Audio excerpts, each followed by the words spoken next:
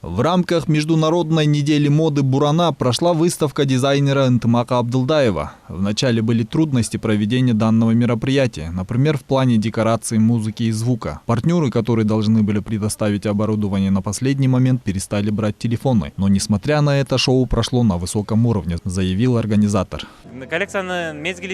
Моя коллекция называется «Мезгилист». Она подразумевает мои отношения с моей бабушкой, проведенное с ней время. Я постарался дать полную картину того, как моя бабушка повлияла на мое воспитание и продолжение карьеры.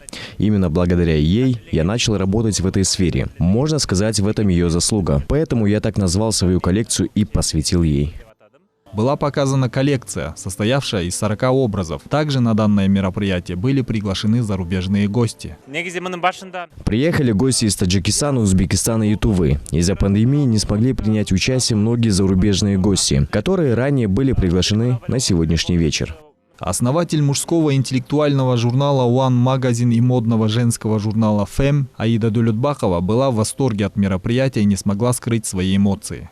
Это что-то колоссальное, с учетом того, что из-за пандемии, к сожалению, пришлось отложить многие мероприятия. И для меня это первое, наикрасивейшее мероприятие. Вот, на самом деле столько настроения. И на самом деле сегодня очень такая чувственная была программа, потому что я вот почувствовала нотки на самом деле высокой моды. И я вспомнила сразу свою бабушку. Как отметили организаторы, основной целью данного мероприятия является это выход кыргызской моды на мировой уровень. Азамат Кенжешев, Тынчтык Кульбаев, Нью ТВ.